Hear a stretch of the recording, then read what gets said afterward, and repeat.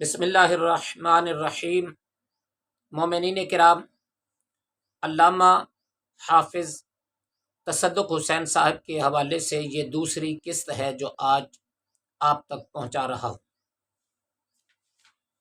چند سال قبل علامہ صاحب کے 2 اشرے میرے پاس پہنچے تھے، میں نے ان کا جواب اسی وقت لکھا تھا اور میں نے فوٹو کاپی سائز میں اس کو اسی وقت چھپوانے کی کوشش کی تھی۔ ابھی میرے پاس صرف ایک کاپی موجود ہے۔ 2 اشروں کے نام تھے اللہ کیا ہے اور 14 کیا ہیں، دوسرے کا نام تھا معرفت محمد و آل محمد علیہ السلام۔ پہلی قسط ہو چکی، آج دوسری قسط آپ تک پہنچا رہا ہوں۔ اللہ کیا ہے اور 14 کیا ہیں اشرے کا نام ہے، اور اس کی دوسری مجلس میں وہ جملہ لکھتے ہیں۔ قول حافظ یعنی علامہ حافظ تصدق حسین صاحب کے جملے: خدا کی قسم 14 مخلوق نہیں ہے۔ استغفر اللہ ربی و اتوب الیہ۔ میں نے پہلے بھی کہا تھا پہلی قسط میں کہ ان کے ہر جملے پر استغفر اللہ ربی و اتوب الیہ کہنے کو دل کرتا ہے۔ اس دوسری مجلس میں کیا کہہ رہے ہیں؟ خدا کی قسم 14 مخلوق نہیں ہے۔ اس پر میں نے تبصرہ جو کیا تھا وہ آپ تک پہنچا رہا ہوں۔ اس جملے سے پہلے اسی مجلس میں علامہ حافظ تصدق حسین صاحب نے کہا 14 مخلوق نہیں ہے، اور یہاں یہ کہا کہ خدا کی قسم 14 مخلوق نہیں ہے۔ یہ مجلس نمبر 2 بار یہ جملہ کہا، اور مجلس نمبر 4 میں کہا خدا کی قسم 14 اللہ کے کمال کا اثر ہے، مخلوق نہیں ہے۔ یہ تو جناب علامہ حافظ تصدق حسین صاحب کے جملے تھے جو میں نے آپ تک پہنچائے۔ اس اشرے کا نام ہے اللہ کیا ہے اور 14 کیا ہے۔ اب علامہ صاحب کی زبانی ہی ان کے اس دعوے کی تردید سماعت فرمائیے۔ جھوٹے کا حافظہ نہیں ہوتا، جھوٹا کبھی کچھ کہتا ہے کبھی کچھ کہتا ہے۔ اس اشرے میں یہ 3 جملے آپ نے سماعت فرما لیے۔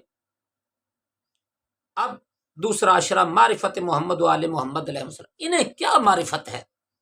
جھوٹے کو بھی کوئی معرفت ہوتی ہے محمد و آل محمد علیہ السلام کی؟ اس اشرے کی پہلی مجلس میں علامہ صاحب نے جو جملے کہے کہ امام جعفر صادق علیہ السلام نے ارشاد فرمایا کان اللہ ولم یکن معہ شیء، اللہ تھا اور اللہ کے ساتھ کوئی اور شے نہیں تھی۔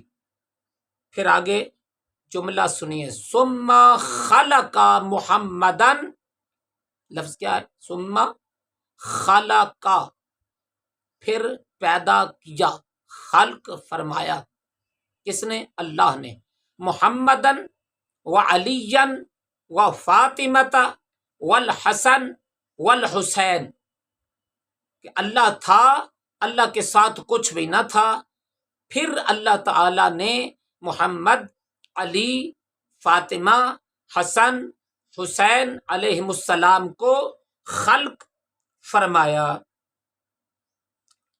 ان کو بنا کر کمالات بالفعل انہیں دیے۔ پھر سرکار فرماتے ہیں ثم خلق جمیع الاشیاء، پھر اللہ نے کل اشیاء کو پیدا فرمایا۔ تو یہاں حافظ صاحب نے یہ امام جعفر صادق علیہ السلام کا فرمان بیان کیا کہ اللہ نے محمد، علی، فاطمہ، حسن اور حسین علیہ السلام کو خلق فرمایا۔ مومنین کرام، آپ خود توجہ فرمائیں اور فیصلہ فرمائیں کہ خلق کرنے والے کو خالق کہتے ہیں، اور 5 تن پاک کو اللہ نے خلق کیا تو انہیں مخلوق کہیں گے۔ تو مومنین کرام، ناظرین کرام، ذرا غور فرمائیں، ذرا انصاف فرمائیں کہ ہم محافظ قرآن اور وارث قرآن کی بات مانیں یا آج کے کسی حافظ قرآن کی بات مانیں جو ان کے خلاف ہو۔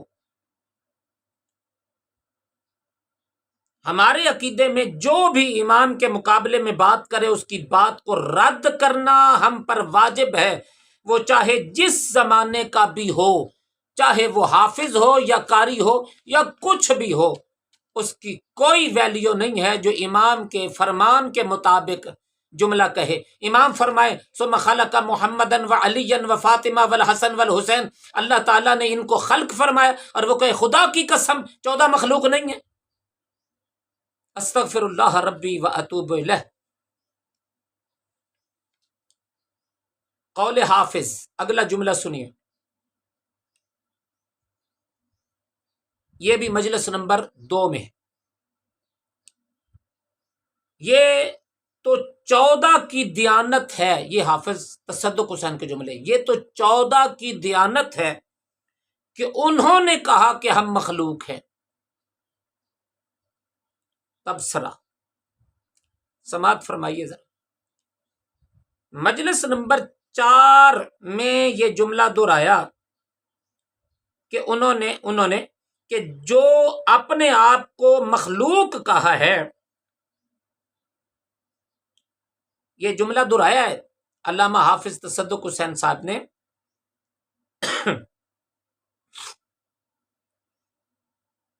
کہ انہوں نے جو اپنے آپ کو مخلوق کہا یہ ان کی دیانت داری ہے۔ پھر آگے کہا کہ ان 14 کی دیانت داری ہے کہ انہوں نے کہا کہ ہم مخلوق ہیں، ورنہ اب عقل و شعور والے فیصلہ کریں کہ ہم 14 کی بات مانیں یا اس علامہ صاحب کی۔ 14 نے تو اس کے بقول دیانت داری سے کہا ہے کہ ہم مخلوق ہیں، اور علامہ صاحب ہیں یہ کہ جو کہہ رہے ہیں کہ 14 مخلوق نہیں ہے، اور خدا کی قسم 14 مخلوق نہیں۔ دوسری بات، جملہ پر ذرا غور فرمائیں، ان 14 کی دیانت داری ہے کہ انہوں نے کہا ہے کہ ہم مخلوق ہیں، ورنہ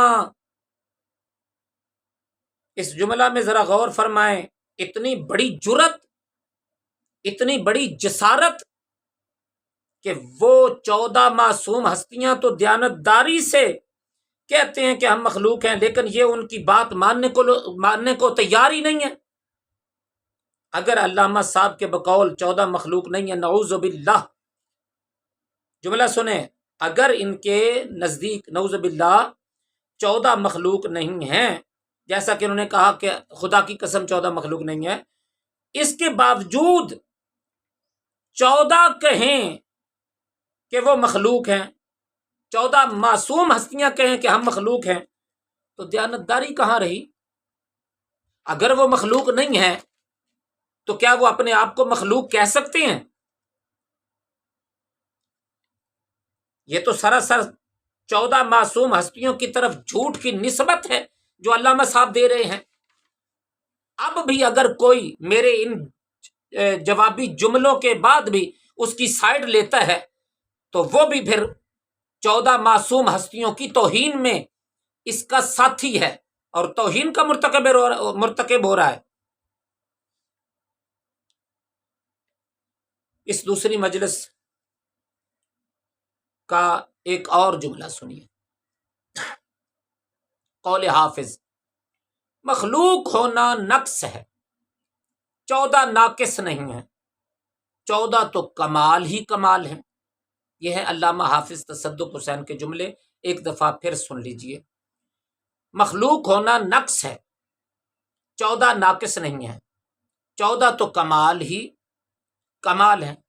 تبصرہ یعنی میرے جو جس طرح ایرے غیرے سے مانگنا نقص ہے اور توہین ہے، لیکن اللہ تعالی سے مانگنا نقص نہیں بلکہ کمال ہے، توہین نہیں بلکہ عزت ہے۔ کسی کے سامنے پیشانی زمین پر رکھنا یہ پیشانی نقص اور توہین ہے، اور اللہ تعالیٰ کی بارگاہ میں پیشانی رکھنا عزت اور کمال ہے۔ اسی طرح کسی اور کی مخلوق ہونا نقص ہو سکتا ہے، لیکن اللہ تعالیٰ کی مخلوق ہونا نقص نہیں ہے۔ اگر اللہ تعالیٰ کی مخلوق ہونا نقص ہوتا تو امام کیوں فرماتے کہ ثم خلق محمدا وعلیا وفاطمۃ والحسن والحسین، کہ پھر اللہ نے محمد، علی، فاطمہ، حسن اور حسین علیہ السلام کو خلق فرمایا۔ اگر اللہ تعالیٰ کی مخلوق ہونا نقص ہوتا تو نبی کائنات صلی اللہ علیہ وآلہ وسلم کیوں فرماتے انا اول ما خلق اللہ نوری، سب سے پہلے اللہ نے میرے نور کو خلق فرمایا۔ اگر اللہ تعالیٰ کی مخلوق ہونا نقص ہوتا تو اللہ تعالیٰ حدیث قدسی میں یہ کیوں فرماتا کنت کنزا مخفیا فاحببت ان اعرف فخلقتک یا محمد، کہ میں چھپا ہوا خزانہ تھا، میں نے چاہا کہ میری پہچان ہو جائے تو اے محمد میں نے تجھے خلق فرمایا اپنی پہچان کروانے کے لیے۔ اللہ اکبر! کیسے جملے بنا بنا کے پیش کرتا ہے۔ اس کے پیسے جو لیتا ہے، جھوٹ کے پیسے، توہین نبی اور آل نبی کے پیسے، مخالفت قول نبی، مخالفت فرامین نبی اور آل نبی بیان کرنے کے بعد جو پیسے لیے جائیں، کیا وہ جائز ہوتے ہیں؟ حرام نہیں ہوتے؟ صرف رشوت کے پیسے حرام نہیں، صرف سود کے پیسے ہی حرام نہیں ہوتے، اگر توہین نبی و آل نبی کر کے پیسے لیے جائیں وہ بھی حرام ہے۔ وہ بہت بڑا ظالم انسان ہوتا ہے کہ جو حرام کمائے، حرام کھائے اور اپنی نسلوں کو بھی حرام کھلائے۔ اللہ تعالی محمد و آل محمد علیہ السلام کے صدقے میں ہمیں حقائق سمجھنے کی، حقائق کو ماننے کی اور حقائق کو لوگوں تک پھیلانے کی توفیق عطا فرمائے۔ مومنین کرام، میں آخر میں جملہ کہوں گا، یاد رکھیے چھوٹی موٹی غلطیاں میں درگزر کیا کرتا ہوں، اور یہ بزرگان علماء کا بھی طریقہ ہے کہ ہر چھوٹی موٹی غلطی کو بیان کر دینا یہ مناسب نہیں ہوتا، لیکن جہاں توہین خدا ہو رہی ہو، جہاں نبی اور آل نبی کی توہین ہو رہی ہو، وہاں پر اگر بندہ صبر کرتا ہے، خاموشی کا مظاہرہ کرتا ہے، تو پھر یہ ان ظالموں کا ساتھی شمار ہوگا۔ اللہ تعالی ہمیں حقائق کو سمجھنے کی اور ان پر عمل کرنے کی توفیق عطا فرمائے۔ وما علینا الا البلاغ المبین۔